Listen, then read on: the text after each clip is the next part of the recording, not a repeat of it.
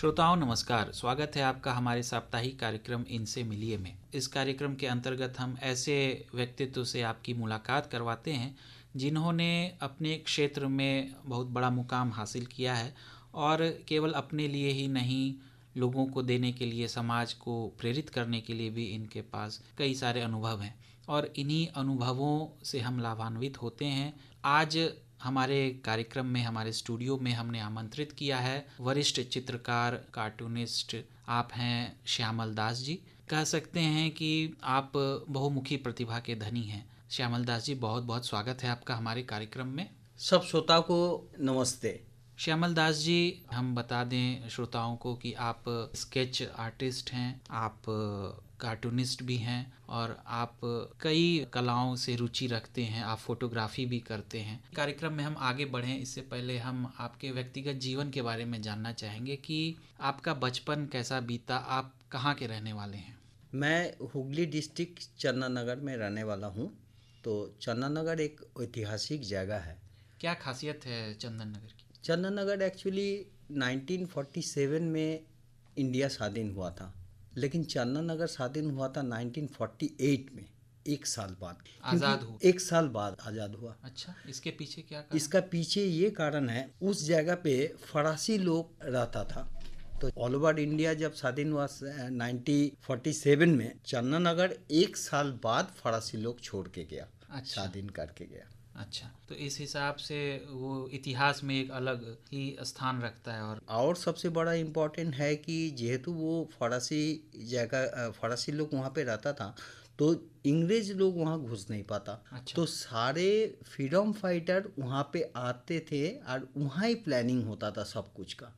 रविंद्रनाथ टैगोर वहाँ पे आते थे, सुभाष चंद्र बोस कहीं पर आया, उसके बाद ऋषि अरविंदो वहाँ आना जाना था, खुदीराम बोस, सारे एक्टिविटीज जितना हुआ था सब वहाँ से प्लानिंग होता था उस जगह पे। यानी कह सकते हैं कि बंगाल का वो एक ऐसा स्थान जहाँ पर आज़ादी की लड़ाई के लिए बीज बोए गए, प्लानिंग की गई, वो एक ऐतिहासिक जगह है चंदन नगर। हाँ, और एक खासियत वहाँ पे है, चंदन नगर में जगद्धात्री पूजा बहुत फेमस है। वहाँ पे जी। 4 दिन का जगद्धात्री पूजा होता है दुर्गा पूजा के बाद। तो वो ऑल ओवर वर्ल्ड उसको जानता है। वह एक बहुत बड़ा फेस्टिवल वहाँ पे 4 दिन के लिए होता है। जी, तो ऐतिहासिक और धार्मिक जगह से आप आते हैं, आप ताल्लुक़ रखते हैं, तो आपकी पढ़ाई लिखाई क्या चंदन नगर में हुई और आपकी हायर स्टडीज़ क्या है? पढ़ाई लिखाई तो मैंने चंदन नगर स्कूल में किए, लेकिन कॉलेज मेरा यूनिवर्सिटी था, रविंद्र भारती यूनिवर्सिटी, जो कि कलकत्ता में है। मैं वहाँ पे कमर्शियल आर्ट के ऊपर मैंने डिग्री किया। उसके बाद तो मैं प्रोफेशनल आर्टिस्ट बने। जी, तो ये देखा जाता है कि बचपन से ही लोग कलाकारी या जिस भी कला की ओर रुचि रखते हैं, उनको बचपन से ही उसमें रुचि होती है। तो क्या हम समझ सकते हैं कि आपकी भी रुचि कलाकारी में बचपन से ही है, या कैसे आप प्रेरित हुए कलाकारी की ओर?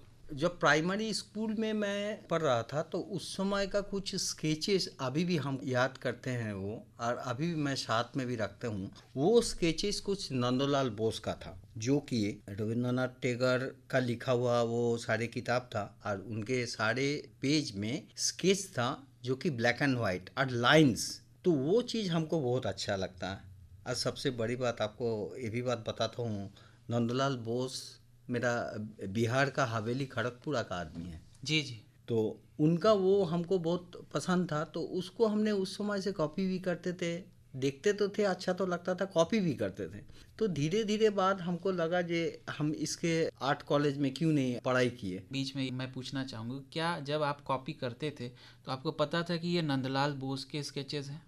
नहीं, बिल्कुल नहीं जी। पता नहीं था। यही यही सबसे बड़ी क्वेश्चन आपका है। ये आदमी का काम दिख जाता है, जी नाम तो बाद में लोग ढूंढ लेता है। जी। लेकिन ये जो बोलता है जे लोग, काम ही बड़ा होता है, नाम बड़ा नहीं। नाम तो हम बाद में ढूंढे जो नंदलाल बोस कि का ये था। स्केचेस मैं आखिर किन का बना रहा हूँ। हाँ, किन का बना रहा हूँ, जी। तो वो नंदलाल बोस का स्केचेस हमको प्रभावित किया है। जी। और आज भी मैं उनको गुरु ही मानता हूँ। उसी का काम को हम फॉलो करके अपना काम भी करते रहता हूँ। जी, फिर आगे का सफ़र आपका कैसा रहा? आगे मैं आर्ट कॉलेज से निकालने के बाद मैं कहीं इंडिया का 2 बड़ा न्यूज़पेपर हाउस में चीफ डिज़ाइनर का काम करते रहे। उसके साथ साथ मैं कार्टून, कैरिकेचर ये सब मैंने काम शुरू किए।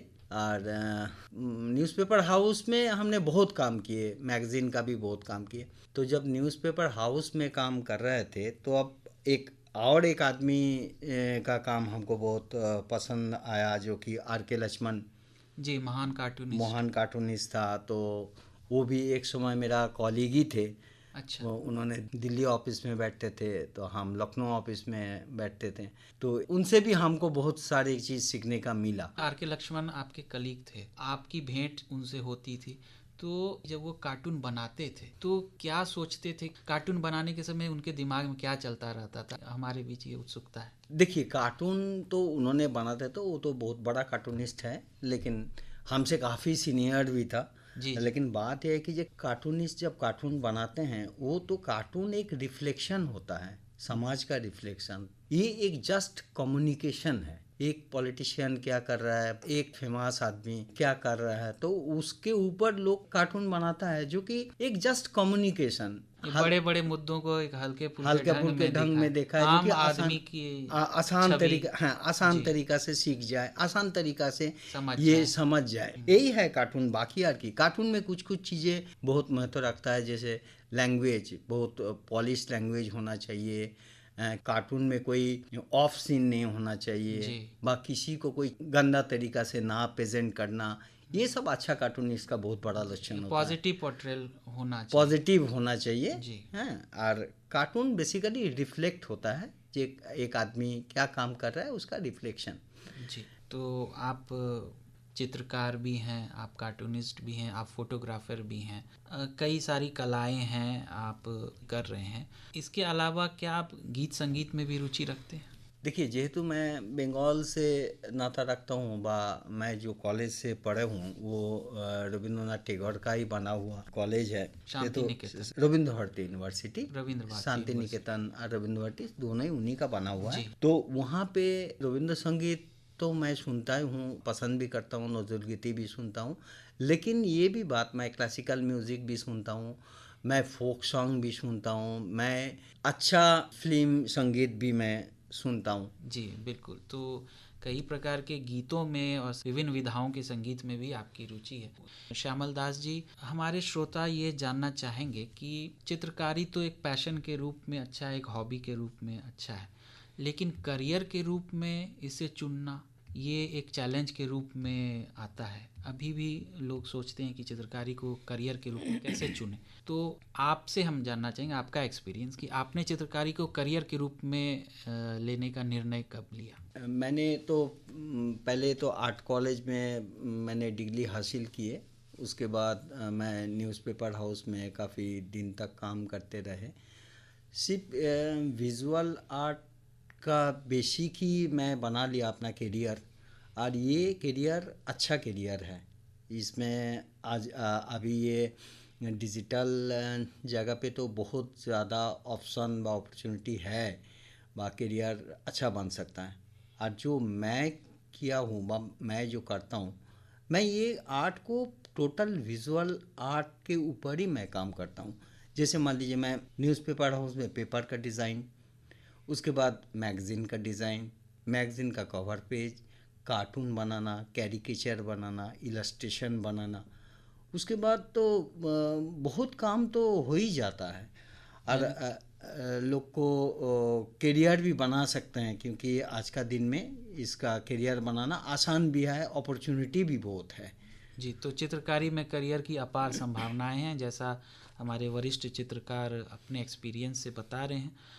हम ये जानना चाहेंगे कि जब आप स्केच बनाते हैं, स्केचिंग हम कह सकते हैं, खास करके आपकी विधा है, तो उसमें आपने बताया कि फ़ोटोग्राफी भी करते हैं, तो विस्तार से हम जानना चाहेंगे कि आपकी एक विशेषज्ञता क्या है आपकी चित्रकारी की? देखिए, मैं बेसिक थ्योरी मेरा ये है जी, मैं लाइन आर्ट को विश्वास करता हूँ, क्योंकि मैं न्यूज़पेपर हाउस में जब काम शुरू किए थे उस समय तो ब्लैक एंड वाइट ही था, और कंप्यूटर मार्केट में आया भी नहीं। ये किस समय की बात ये काफ़ी 30 साल पहले का बात बोल रहा हूँ। जी। तो उस समय होता क्या था, तो मेरा जो बॉस बोलता था जी श्यामल, लाइंस का बहुत महत्व है, तुम लाइंस से ही कुछ काम करो। तो हमको लाइंस के बेसिस पे ही हमको काम करना होता था। कार्टून, कैरिकेचर, इलस्ट्रेशन, मैं जो कवर डिज़ाइन करता हूँ वो बेसिकली लाइंस का बेस पे ही है।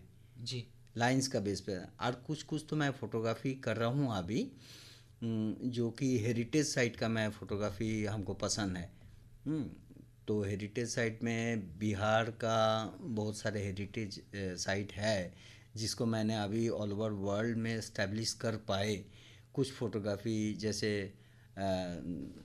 मुंडेश्वरी मंदिर, जल मंदिर, गुरुद्वारा, महाबोधि टेम्पल और सोनपुर मेला, तो ये सब मेरा फोटोग्राफ्स अभी इनक्रेडिबल इंडिया में शामिल हुआ है। मैं जी। अभी भी कोशिश कर रहा हूँ और कुछ हेरिटेज साइट को मैं यहाँ पे इस्टेब्लिश करने के लिए। इसके लिए हमको थोड़ा सा मेहनत करना पड़ता है, तो मैं कोशिश में लगा हुआ हूँ।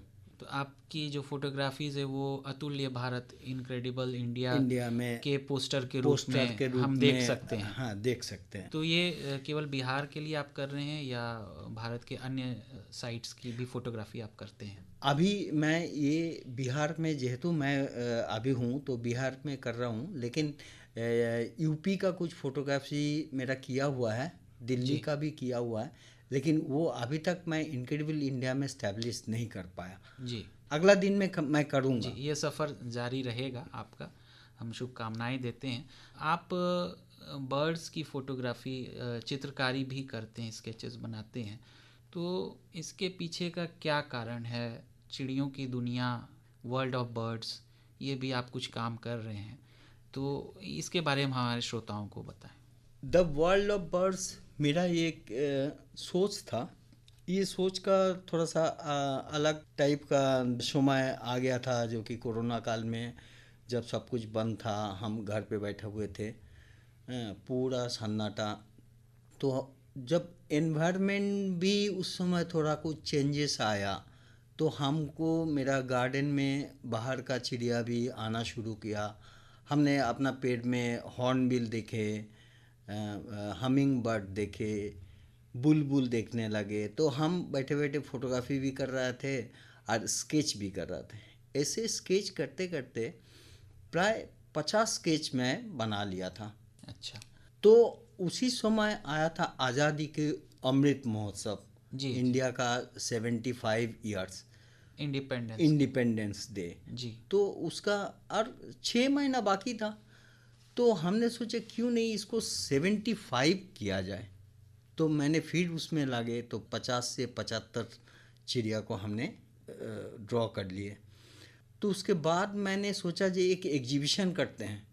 तो हम एग्जीबिशन के लिए जब गए बोले, तब एग्जीबिशन के लिए एग्री किए लोग। 20 दिन का मेरा एग्जीबिशन चला बिहार में, ललित कला एकेडमी में, और बहुत अच्छा लोग देखने भी आया, सारा स्कूल को इनवाइट किया गया था। और 20 दिन ये एग्जीबिशन चला, और 20 दिन मैंने वहाँ पे बच्चा लोगों को वर्कशॉप करवाए स्केच के ऊपर। उसके बाद हम सोचे जे ये काम को बंद करने से नहीं होगा, ये यंग जनरेशन को जानना चाहिए, बर्ड्स के ऊपर जाने ये, थोड़ा जानते जानते थोड़ा एनवायरनमेंट के ऊपर भी उसको जानना पड़ेगा। ये बहुत नेसेसरी समझ के हमने उसको और बढ़ाने गए।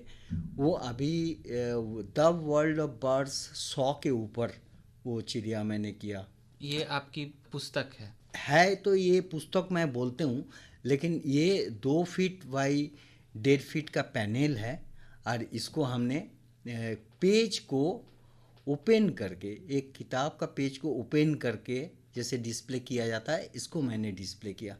रिसेंट हमने बर्ड फेस्टिवल में जमुई में इसको डिस्प्ले किए थे, और बहुत बच्चा, प्राय बहुत सारे स्कूल से बच्चा लोग आया, वहाँ पे उसको देखा, सीखा, हमसे बातचीत हुआ।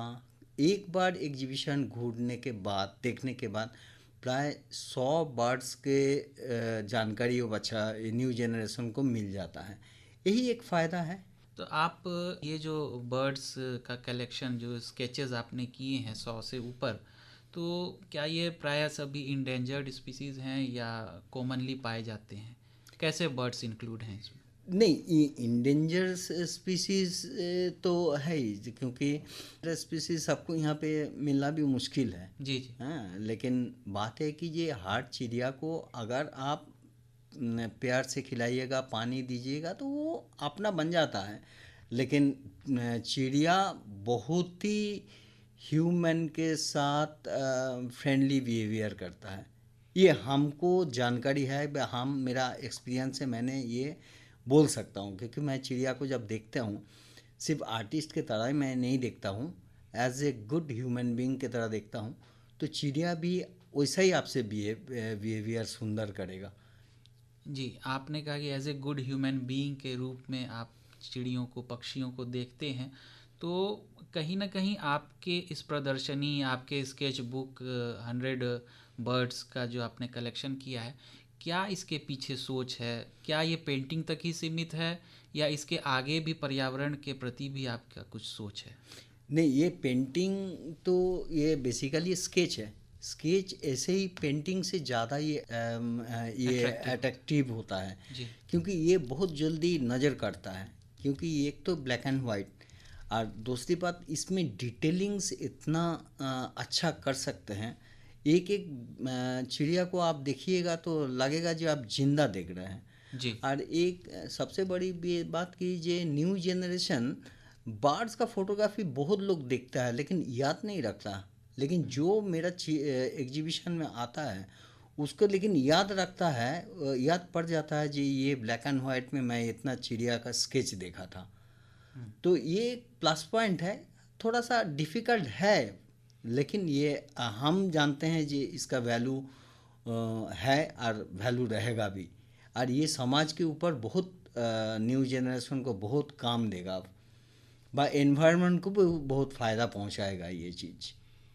न्यू जनरेशन को, आने वाली पीढ़ी को आप पक्षियों से अवगत कराना चाहते हैं, और आपने कहा कि उन चिड़ियों से प्रेम करने की ज़रूरत है, उनको जानने की ज़रूरत है। केवल फोटोग्राफी देखकर उसे हम एडमायर करें यही काफ़ी नहीं है, आप उनसे प्रेम करें, आप उन चिड़ियों का संरक्षण करें। आप ये मैसेज भी देना चाहते हैं? एकदम।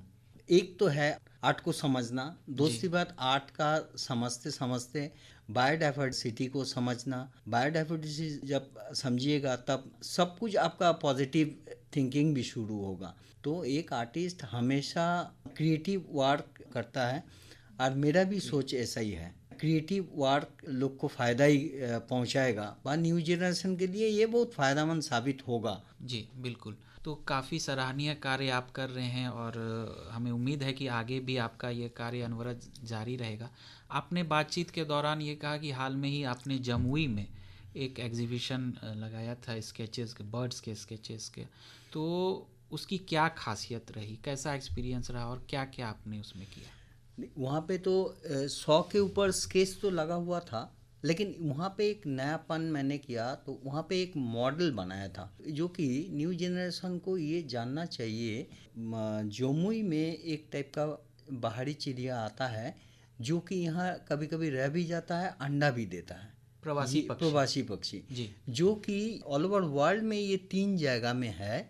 एक तो असम में है इंडिया में, और कम्बोडिया विदेश में, और ये सेकंड पोजीशन में बिहार है। अच्छा। तो ये चिड़िया का पेलिकॉन इसका नाम है। तो हम इसको एक मॉडल बनाए थे, जो पेलिकॉन घोंसला में बैठा हुआ है, अंडा भी दिया, और आप उसको ऐसे ही तरीक़ा से बनाए थे जो आप सामने खड़ा होंगे तो वो मुंडी हिला के रिस्पॉन्स करेगा। तो अच्छा। बच्चा लोग को ये बहुत माने बच्चा लोग मतलब स्कूल कॉलेज का स्टूडेंट बा न्यू जनरेशन को ये बहुत अच्छा लगा। तो ये फ़ायदा हुआ जी, ये जो मैसेज जे ऑल ओवर वर्ल्ड में एक चिड़िया यहाँ पे आके अंडा देता है, बिहार के लिए बहुत बड़ा चीज़ है। ये ऑल ओवर इंडिया में सेकंड पोजीशन में बिहार में ये जमुई है। तो ये मेरा न्यू जनरेशन ये चीज़ को आराम से सीख के गया, जान के गया। यही कि मेरा एक प्लस जी पॉइंट वहाँ पे जी हुआ, मैंने किया। जी। आपने एक संदेश दिया कि प्रवासी पक्षियों को संरक्षित करने की ज़रूरत है, ऐसा पक्षी जमुई में आता है, इसके माध्यम से आपने ये दिखाया। आगे आपका क्या ध्येय है, आप और क्या आगे करना चाह रहे हैं आर्ट के फील्ड में चिड़ियों की दुनिया के लिए? चिड़िया का दुनिया में स्केच को तो हम आगे बढ़ाते रहेंगे। जी, ये और 100 तक सीमित नहीं रहे। नहीं, 100 तक सीमित नहीं रहेगा, और बहुत सारे स्केच हमको करना है। और हम कोशिश करते हैं, बाकी गवर्नमेंट हमको मदद भी करता है, जो कि बाहर कई जगह पे बाबा हाट में ये एग्जीबिशन लगाए, और न्यू जनरेशन ये चिड़िया को जाने, एनवायरनमेंट को जाने, और ये चिड़िया को रक्षा करना अब तो न्यू जनरेशन को ये रिस्पॉन्सिबिलिटी लेना चाहिए। बिल्कुल। तो ये मेरा एक सोच है, इसीलिए मैं इसको कोशिश करूँगा, और बहुत जगह पे एग्जीबिशन करके ये न्यू जनरेशन को इसमें आके इसको रक्षा करे, और ये रिस्पॉन्सिबिलिटी ले। जी, जैसा कि बायोडाइवर्सिटी, जैव विविधता के संरक्षण के लिए बहुत ज़रूरी है कि हमारे बीच ये जागरूकता फैले और हम भी इसके लिए कदम उठाएं। काफ़ी सराहनीय कार्य है आपका और काफ़ी महत्वपूर्ण मैसेज आपने हमारे श्रोताओं को दिया कि किस प्रकार हम अपने छोटे छोटे कार्यों से इस धरती को और अच्छा और बेहतर सभी जीवों के रहने के लायक बनाएं। इसके लिए हमें प्रेरित किया है आपने। अंत में हम आपसे ये पूछना चाहेंगे कि आप बंगाल के रहने वाले हैं, तो बिहार को अपना कार्य क्षेत्र आपने चुना, इसकी एक क्या खास वजह है? देखिए, जब हम कॉलेज से निकले हुए हैं तो मेरा वहाँ पे एक एग्जीबिशन चल रहा था। तो एग्जीबिशन चलते चलते ही बिहार का एक एडिटर से मेरा परिचय हुआ। उन्होंने हमको ऑफ़र किया, आओ तुम थोड़ा सा यहाँ पे कुछ काम है करो। तो हम कुछ दिन के लिए काम करने आए थे, लेकिन वो तो हमको परमानेंट ही रख लिया। तो इसीलिए मैंने एक नेशनल न्यूज़पेपर में ही जुड़ गए। जी। उसके बाद मैंने बिहार में काम किए काफ़ी दिन, उसके बाद नेशनल न्यूज़पेपर में, फिर दूसरा नेशनल न्यूज़पेपर में भी मैं यूपी में काम किए। तो ऐसे ही हो गया मेरा बिहार और यूपी। जी, तो आप बंगाल से अब बिहार में परमानेंट ही हो गए। बिहार, एक्चुअली ये बात हम इसीलिए नहीं बोलना चाहता हूँ जे बिहार मेरा नहीं है, क्योंकि बिहार को मैं कभी अलग से देखा ही नहीं। जी, क्योंकि बिल्कुल। जब नंदलाल बोस बिहार का है तब जी, इसको अलग करके देखने का जी, मेरा कोई तरीका नहीं जी, है। और किसी क्षेत्र के होने से पहले हम भारतवासी हैं, हम सब एक भारतवासी भारतवासी हैं। है। जी, तो काफ़ी महत्वपूर्ण जानकारियाँ, काफ़ी रोचक बातें आपने हमारे श्रोताओं के साथ साझा की। आपने संदेश भी दिया जैव विविधता के संरक्षण के लिए। उम्मीद है कि हमारे श्रोताओं को ये बातचीत काफ़ी पसंद आई होगी। तो वरिष्ठ चित्रकार श्यामल दास जी, आप हमारे स्टूडियो में आए, आपका बहुत बहुत धन्यवाद। धन्यवाद।